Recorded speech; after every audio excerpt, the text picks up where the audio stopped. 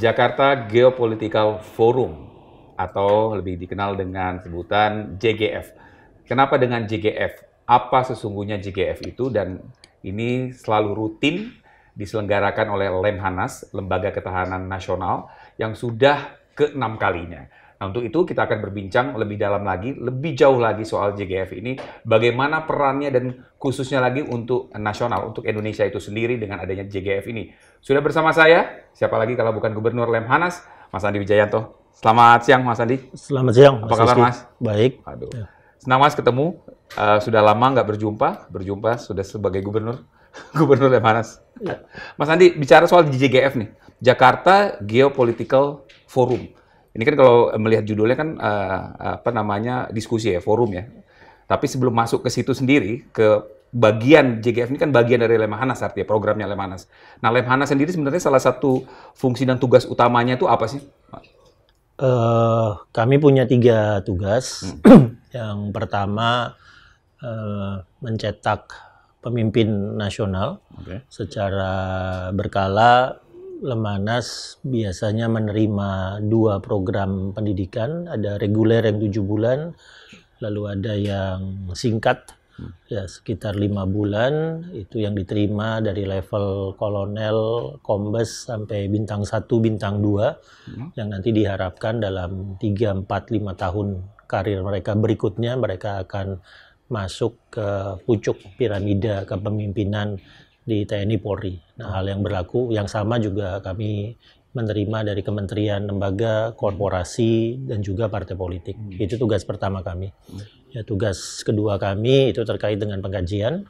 Kami melakukan kajian-kajian strategis, diserahkan langsung ke Presiden. User kami cuma 1, Presiden. Nah, ketika saya dilantik 21 Februari 2022, Presiden meminta kami di Lemhanas untuk fokus ke 5 isu, demokrasi, transformasi digital, ekonomi hijau, ekonomi biru, dan Ibu Kota Nusantara. Ibu Kota Nusantara masuk dalam? Masuk. 5 isu itu, lalu oleh Bapak Wakil Presiden, ke-5 isu itu juga diminta kajian khususnya untuk Papua. Jadi kami harus membahas demokrasi di Papua, ekonomi hijau di Papua, sampai apa pengaruh perpindahan Jakarta ke Nusantara untuk pembangunan di Papua misalnya. Nah, itu fungsi kedua kami. Fungsi ketiga kami tentang wawasan kebangsaan. Di sini kami memperkuat dengan cara berkolaborasi dengan BPIP ya untuk melakukan sosialisasi penguatan wawasan kebangsaan, 4 konsensus dasar kita ke daerah-daerah, ke komunitas-komunitas. Kami untuk pertama kalinya ada kolaborasi antar BPIP dan Lemhanas untuk memberikan penguatan wawasan kebangsaan kepada adik-adik paskibraka nasional. Yang kemarin mengibarkan dan menurunkan bendera. Nah, itu mereka akan di Lemhanas kira-kira 1 minggu, ya, sehingga mereka bisa balik ke 34 provinsi dengan sudah ada penguatan tentang Pancasila dan wawasan kebangsaan, kolaborasi antara Lemhanas dan BPIP. Mas, tadi sedikit menyinggung bahwa ini mencetak calon-calon kepemimpinan nasional gitu ya. Ada tidak sih aturan atau yang memang artinya untuk mencapai puncak piramida tadi pimpinan-pimpinan baik di TNI, institusi TNI Polri ataupun di tingkat kementerian lainnya harus dilihat memang sudah pernah sekolah Lemhanas belum ya? Bisa mengikat seperti itu nggak? Tidak 100% ya, tidak 100%, tapi ada jabatan-jabatan yang memang diharuskan untuk melalui pendidikan Lemhanas. Ya, jadi kalau di TNI biasanya setelah Sesko TNI mereka Lemhanas untuk menduduki jabatan-jabatan strategis di komando teritorial atau di pasukan tempur ya untuk tingkat bintang 2 dan bintang 3 ya. Kalau di kepolisian ada jalur lewat sekolah pimpinan tinggi atau lewat Lemhanas. Kalau di ASN jalurnya ada pendidikan 1, LAN 1 atau Lemhanas ya. Tapi nanti kemudian itu akan mengarah kepada kebutuhan kompetensi apa. Ya, kalau di Lemhanas ciri khasnya ada pembahasan tentang misalnya 8 gatra yang Trigatra dengan Pancagatra. Kami juga ada olah sistem manajemen nasional, itu kayak wargaming, tapi lintas kelembagaan. Jadi wargaming gitu ya. tapi intinya adalah interagency cooperation coordination. Lalu di Lemhanas ini juga difokuskan untuk kajian geopolitiknya. Itu yang membuat kami kemudian membuat secara reguler ada Jakarta Geopolitical Forum itu. Karena pada saat Lemhanas dibentuk oleh Presiden Soekarno 20 Mei 1965, Bung Karno saat itu memandatkan agar Lemhanas menjadi sekolah geopolitik. Ya, harapannya seperti itu ya. Waktu itu Lemhanas namanya Lembaga Pertahanan Nasional. Jadi perwira-perwira menengah yang mau menjadi perwira tinggi harus ikut pendidikan Lemhanas untuk diperkuat pemahaman geopolitiknya. Nah, itu mandat Bung Karno yang kami lanjutkan sampai sekarang dengan antara lain membentuk Jakarta Geopolitical Forum itu.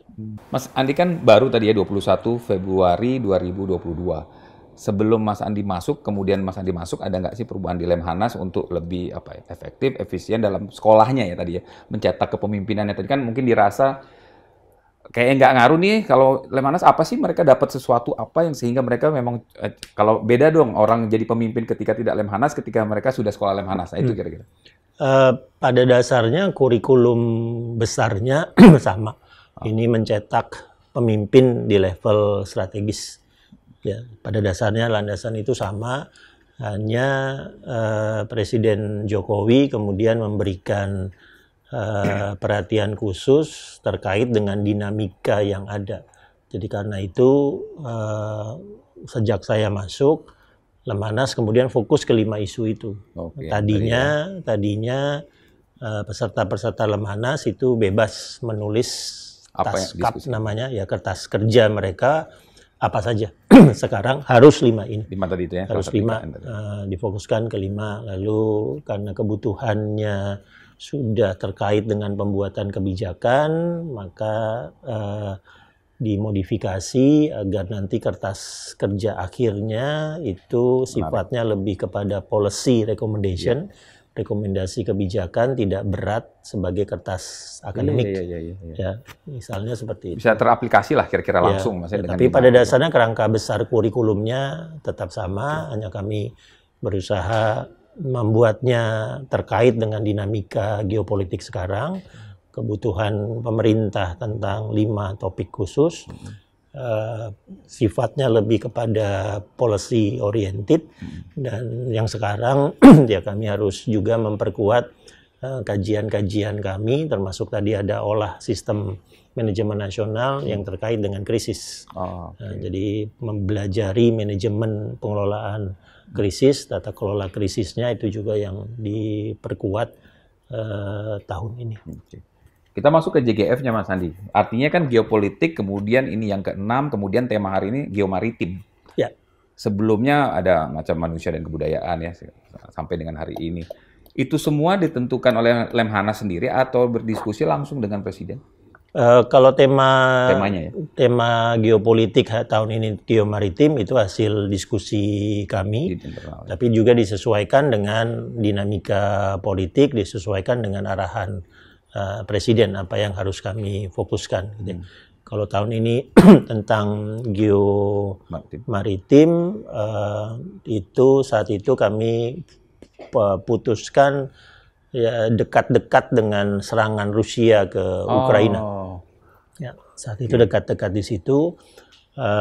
Tapi sebelumnya itu juga terkait dengan ketegangan hubungan antara Amerika Serikat dengan Tiongkok, terutama perang dagang dan rivalitas teknologi.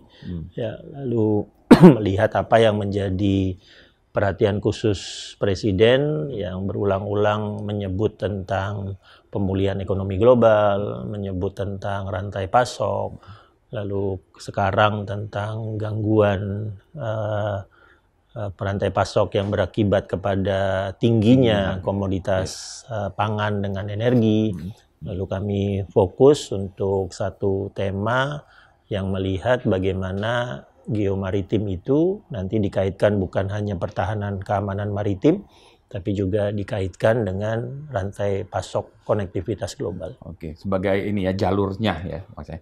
Tapi karena memang Presiden kan sejak awal mungkin dari periode pertama, kedua memang fokus ya concern juga terhadap maritim kita ya. Ya terbukti dengan adanya lembaga-lembaga yang dibuat untuk concern terhadap laut kita dan segala macam. Nah, kalau kita bicara di tema geomaritim tadi Mas, apa sih yang diharapkan dari tema di bawah JGF tahun ini dengan geomaritim chasing the future of the global stability ini? Ya secara tujuannya adalah membantu untuk lebih memahami apa yang disebut sebagai konektivitas global. Ya. Oke. Jadi tidak hanya nasional, regional, tapi langsung global? Langsung global, langsung global. Karena itu kami mengundang pembicara ada dari Singapura, ada dari Australia, Amerika Serikat, dan juga ada dari Rusia. Ya, kami mengundang pembicara-pembicara dari beberapa negara yang kami nilai memang kompetensinya maritim dan kemudian bisa mewakili nanti untuk membahas masalah-masalah apa yang sekarang memunculkan stagflasi global, memunculkan ada disrupsi rantai pasok, karena kalau berdasarkan data sampai kira-kira pertengahan tahun depan kita tidak punya masalah pasokan. Ya, gandum tersedia, kacang kedelai misalnya tersedia, daging tersedia, beras tersedia, jagung tersedia. Pasokan dunia, pasokan nasional itu aman, tapi harga naik. Ya, harga naik kenapa? Bukan karena masalah pasokannya, masalah distribusinya. Ya, jadi sekarang masalah dunia itu pasokan ada, tapi nanti bisa dibeli di tingkat harga berapa. Nah, itu masalah utamanya. Dan sekarang masalahnya adalah rantai pasok karena kapal-kapal yang katakanlah mau ngambil gandum ke Odessa, Ukraina lewat Black Sea, lewat Laut Hitam itu terganggu karena ada perang di sana, lalu akhirnya jumlah kapal yang ke sana turun drastis, asuransinya juga besar, begitu sampai di sana mereka membutuhkan waktu untuk berlabuh karena menunggu pasokan dari daratnya datang, akhirnya membuat harga logistiknya meningkat secara tajam. Dan itu yang membuat inflasi dunia di mana-mana sangat tinggi. Amerika Serikat mungkin bulan lalu hampir menyentuh 10%, ya Turki sudah lebih dari 70%, dan seterusnya. Kita yang targetnya 4%, sekarang sudah berada di level 4,9 misalnya persen. Nah, itu terjadi bukan karena pasokan tidak ada, tapi karena pasokan untuk mencapai konsumen terganggu distribusinya. Dan itu yang membuat kami kemudian ya untunglah cocok temanya antara tema yang kira-kira kami tetapkan bulan Maret tahun ini dengan dinamika yang sekarang sedang terjadi. Mas, ini yang pembicaranya bukan pejabat-pejabat negara kan ya? Pakar-pakar akademisi kan? Akademisi. Nah, seberapa kuat sih Mas setelah dalam diskusi ini, misalnya dari yang pertama deh ya, JGF 1 sampai 5 tadi kita bicara, kemudian ini dipakai, rekomendasikan oleh para mereka di negara mereka atau di tingkat global, apa yang menjadi diskusi kita ini gitu. Misalnya geomaritim nih ya, kemudian bagaimana Rusia, bagaimana Ukraina. Nah, setiap negara itu memiliki forum-forum serupa ya. Jadi misalnya Singapura bekerja sama, ada ya begini nih. Ya, ada Singapura bekerja sama dengan IISS di London secara rutin melakukan Shangri-La Dialog. Tapi ini komunitas pertahanan. Ya, ini sudah saya bulan Juli lalu hadir ke Shangri-La Dialog ke-14. Kita sebagai peserta juga. Sebagai peserta. Itu bersama Pak Menhan, Pak Prabowo dengan Pak Andika, Pak Panglima. Ke sana Pak Prabowo memberikan paparan saat itu di Shangri-La Dialog. Itu yang ke-14, tahun ke-14. Nah, kita salah satu yang berusaha kita munculkan serupa dengan Shangri-La Dialog adalah Jakarta Geopolitical Forum. Kalau Shangri-La Dialog itu komunitasnya komunitas pertahanan, jadi yang hadir itu pakar-pakar pertahanan, menteri pertahanan, dan seterusnya. Kami di Jakarta Geopolitical Forum ini lebih kepada pakar-pakar hubungan internasional, ya ahli-ahli geopolitik yang kami undang, dan memang lebih menitik beratkan ini komunitas akademiknya, ya komunitas epistemiknya, ya sehingga kita memiliki jejaring ya juga untuk membuat kajian-kajian di Lemhanas itu tetap bisa mengikuti apa yang sedang dibicarakan oleh yang hangat lah ya, oleh akademisi di negara-negara utama. Ya, karena itu kami mengundang Singapura, biasanya kami mengundang Jepang, Cina, sekarang kami yang luar itu ada Singapura, Amerika Serikat, lalu kemudian Rusia. Ya. Amerika Serikat pun ikut ya? Ada, Amerika Serikat ada dari salah satu think tank utama mereka, dari RAND ya, di Santa Monica. Nah, itu akan hadir. Mereka melihat kita dengan diskusi ini, apa mereka tidak melihat kita sendiri bagaimana dalam mengatasi kekuatan atau situasi politik kita, atau kita juga bisa, kan mereka bicara ke sini kan melihat juga negara kita tanpa mengecilkan. Nah, mereka negara adidaya seperti Amerika pun mau ikut itu. Yaitu interaksi yang memang harus kita jaga ya. Jadi apapun situasi dinamika eskalasi yang ada ya, tapi jejaring seperti ini harus tetap kita bangun ya, sehingga kita bisa saling feeding apa yang menjadi perhatian kita utama, apa yang menjadi kepentingan kita. Mengapa kita punya perspektif seperti itu? Misalnya kenapa pada saat Rusia Ukraina terjadi, pada saat negara-negara terutama Amerika Serikat, Eropa Barat kebijakannya berusaha mendorong Rusia semakin terkucil, semakin ke tepi.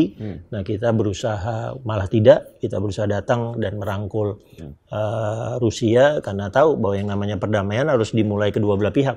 Kalau satu terus-menerus ditepikan, dikucilkan, maka interaksinya tidak akan hadir. Bicara geomaritim hari ini sendiri bagaimana, Mas Adi? Ya, evolusinya sudah mulai kelihatan mengarah kepada perkembangan teknologi, lompatan teknologi yang membuat nanti maritime teknologi yang terutama untuk kapal dan navigasi itu sudah akan sangat-sangat terkait dengan cyber dan space. Langsung sangat terkait. Jadi 3 teknologi itu, maritime, cyber dengan space, dan itu akan waktu berapa tuh, Mas?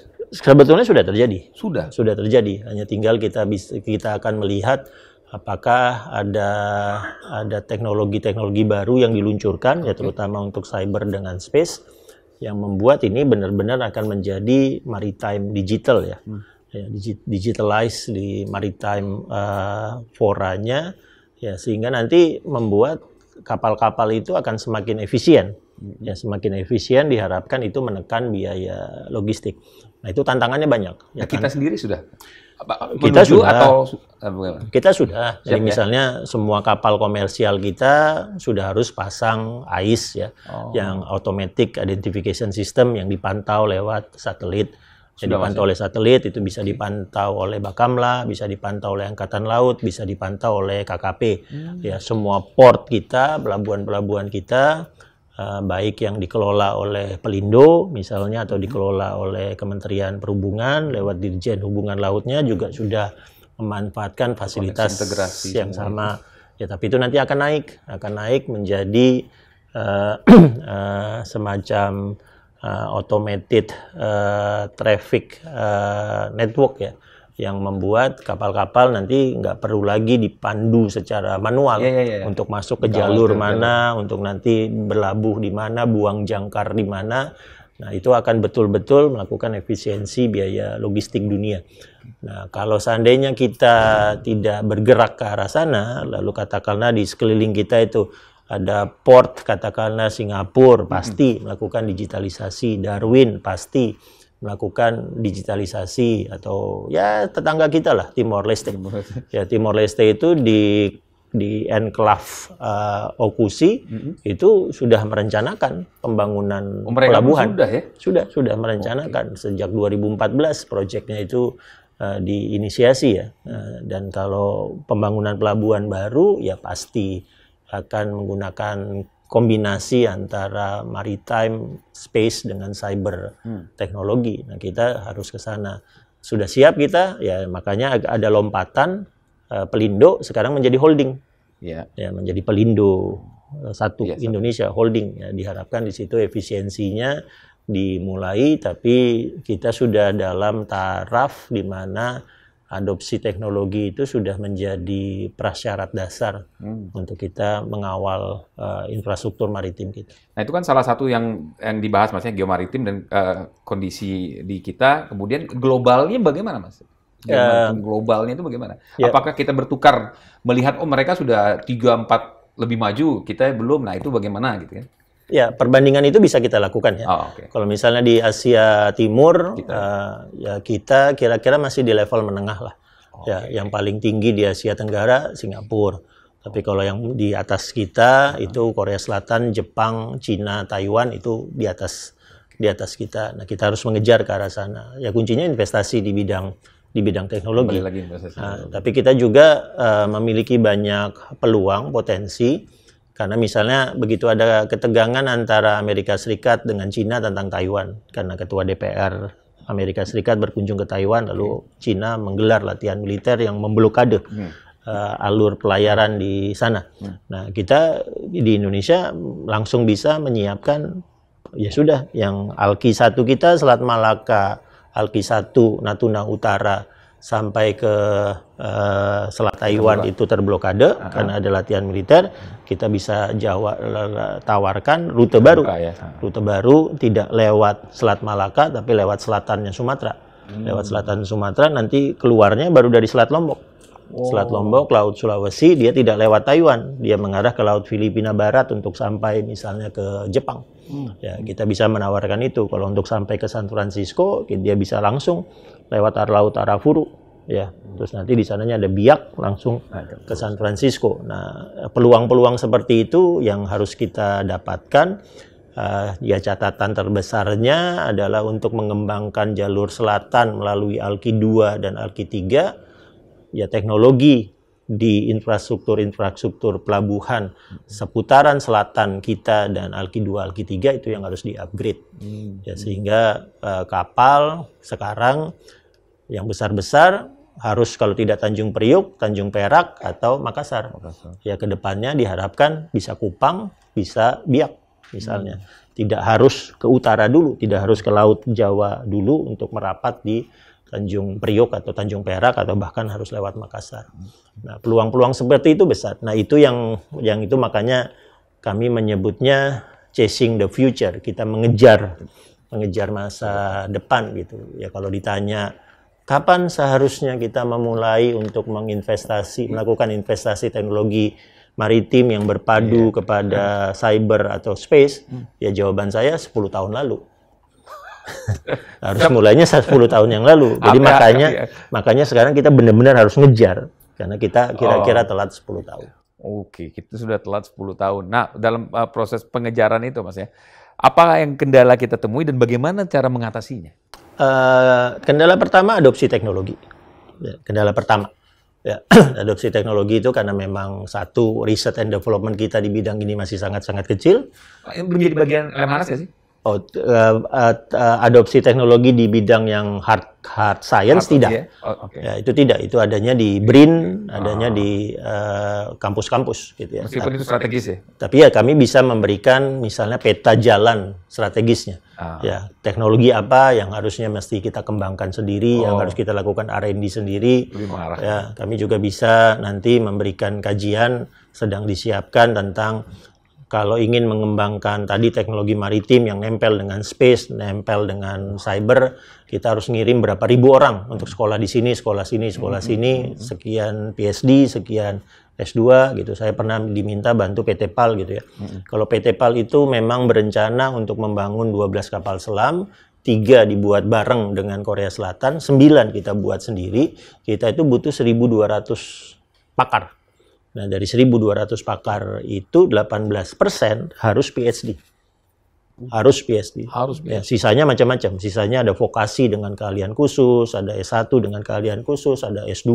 SDM kita tersedia deh? Saat itu belum. Saat itu belum. Makanya dibuat cepat-cepat keluar 1.200 orang. Nah, kalau 1.200 orang ada PhD dan mereka harus bekerja kira-kira 30-40 tahun, berarti yang dikirim PhD kan idealnya usia 25-26 ya, supaya nanti mereka kembali usia 30 mereka masih bisa kerja 30-40 tahun untuk kita kan. Kalau yang dikirim PSD usia saya misalnya 50, selesai tahun usia saya 55, tinggal 10 tahun lagi sebelum pensiun kan. Nah, itu salah satu kendalanya. Nah, itu yang disebut adopsi teknologi kan. Nah, adopsi teknologi akhirnya terkait juga dengan investasi. Alokasi dananya berapa, investasinya berapa. Itu kalau APBN pasti nggak kuat. Karena APBN nggak kuat harus didorong oleh sektor misalnya BUMN, swasta, lalu mencari investasi global. Karena potensi kita sangat-sangat besar sebetulnya. Saya mau bertanya tadi, sudah disinggung. Bagaimana peran swasta dilibatkan dalam hal ini tadi ya? Dalam perkembangan, karena negara tidak mungkin sendiri kan? Kedepannya akan jauh lebih dominan dari sektor negara ya. Swasta, mestinya ya. Normalnya sih begitu. Presiden Jokowi pernah mengungkapkan bahwa potensi pembangunan ekonomi biru kita yang terkait dengan maritim itu 1 tahun 15.000 triliun. 15.000 triliun? 7 kali lipat dari APBN kita.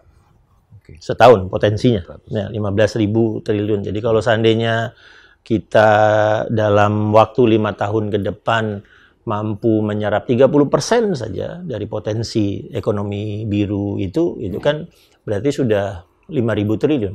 Sudah 2 kali lipat dari APBN kita. Itu sudah sangat-sangat signifikan. Nah, dengan potensi seperti itu, mestinya kita tidak kesulitan mencari investor, konsorsium global yang mau bekerja sama mengembangkan maritim kita.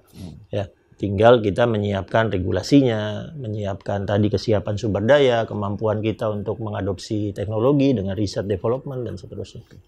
Nah, dalam tadi sempat disinggung juga Mas Andi, dalam forum Jakarta Geopolitik ini kan ketegangan Rusia dan Ukraina masih terjadi.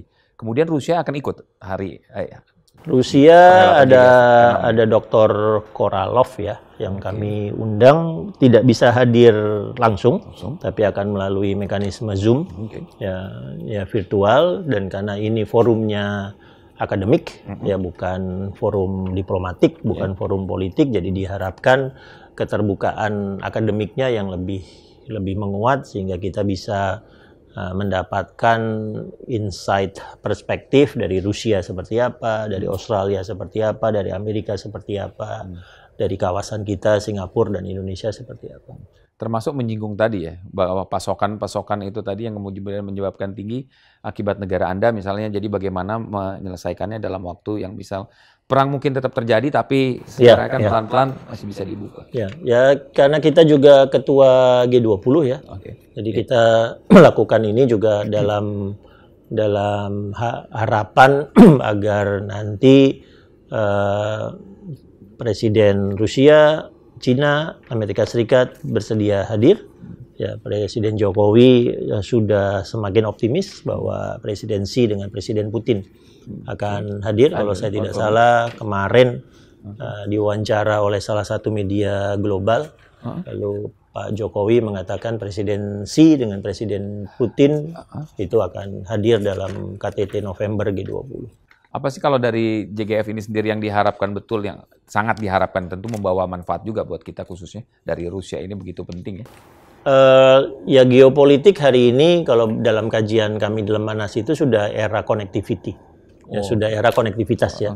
Gitu yang sudah gabung-gabung sendiri ya, antara teknologi pun connect. Harus tadi laut, harus teknologi station di darat, teknologi space, teknologi cyber itu udah connect. Dunia di-connect dengan rantai pasok.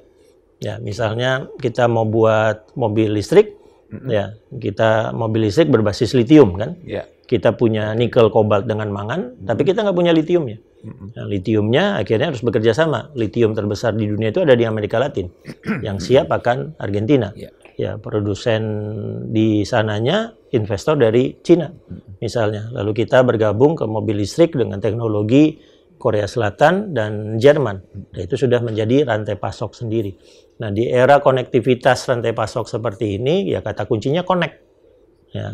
Nah, tapi yang terjadi saat ini kita ngelihat disconnect. Ya, ada Amerika Serikat disconnect dengan Rusia, Amerika Serikat disconnect dengan Cina, terus sekarang mulai ada tanda-tanda Cina disconnect dengan India, misalnya. Sementara ini era connectivity. Tapi kok connectivity malah memunculkan disconnect di mana-mana. Nah, itu yang berusaha kami kaji dalam Jakarta Geopolitical Forum ini. Jadi Mas yakin ya, ketika forum yang ke-6 ini, tentu menjadi daya tarik perbicaraan soal kondisi Rusia geomaritim di tingkat global itu masih Rusia menjadi ya Rusia dengan Cina lah. Cina, ya sekarang Rusia dengan kasus Taiwan, yaitu yang akan menjadi perhatian utama. Tapi yang berusaha betul-betul kami dapatkan dari Jakarta Geopolitical Forum itu bagaimana antisipasi disrupsi rantai pasok global, terutama terkait dengan pangan, dengan energi. Lalu bagaimana kita ke depan berusaha benar-benar mewujudkan yang namanya maritime connectivity itu. Tadi itu ya. Mas, bagaimana tadi kan sesuai dengan judulnya tadi ya, Chasing the Future tadi ya, mengejar ketertinggalan lah ya untuk masa depan tadi. Kemudian global stability-nya, menjaga supaya kemudian aman, sejahtera, itu dengan cara apa? Dengan bagaimana? Ya sudah ada peralihan yang untuk menjaga stabilitas itu. Di awal-awal tentang geomaritim, kunci dari stabilitas adalah gelar sea power. Ya, kalau gelar sea power itu pada dasarnya peralihan dari Inggris ke Amerika Serikat. Ya, itu peralihan. Itu terjadi antara Perang Dunia II ke awal Perang Dingin. Ya, dulunya ada Britain rules the waves menjadi Pax Americana. Itu dulu. Itu yang apa? Itu sampai kira-kira tahun 60-an. Okay. Nah, itu temanya adalah peralihan dari Inggris Amerika menjadi ke Amerika. Itu tahun 60-an. Lalu kemudian terjadi persaingan antara Amerika Serikat dengan Uni Soviet. Ya, tapi tetap kalau untuk urusan geomaritim Amerika Serikat tetap penguasanya. Amerika Serikat ya. Itu dulu kuncinya adalah sea power. Ya, sea power. Lalu habis itu berubah, kuncinya menjadi freedom of navigation, kebebasan navigasi. Ya, jadi tidak perlu lagi ada penguasaan angkatan laut. Nggak ada lagi nih, Mas. Hari ini tidak ada bisa lagi diklaim Amerika. Tidak ada lagi. Tapi yang dipentingkan adalah freedom of navigation. Itu kesadaran itu muncul ketika ada krisis Suez, krisis Panama. Jadi yang dipentingkan agar semua selat-selat utama, semua jalur-jalur utama itu terbuka. Atas kesepakatan antar negara, jalur-jalur navigasi utama terbuka. Kalau di kita ada 4 jalur navigasi utamanya. Itu ada Malaka, Malaka yang ke Natuna Utara, lalu Selat Sunda ke Natuna Utara, lalu Selat Lombok dengan Laut Sulawesi. 4 ini tidak boleh tersumbat ini. Begitu ini 4 tersumbat, kita dianggap dunia masuk. Seperti Suez atau Panama.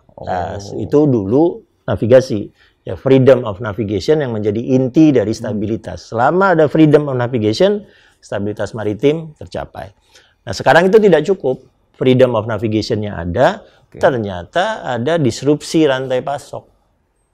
Ini sudah tersedia ya, navigasi freedom. Tapi ada disrupsi rantai pasok. Tiba-tiba kapal tidak bergerak dari Shanghai karena lockdown. Kapal tidak bergerak dari Odessa karena ada embargo militer. Kapal tidak bisa masuk ke Selat Taiwan karena ada latihan militer. Tiba-tiba ada disrupsi rantai pasok. Ya, freedom navigation-nya sudah diberlakukan. Jadi mana-mana. Nah, itu yang menjadi PR sekarang. Makanya tema kita adalah maritime stability.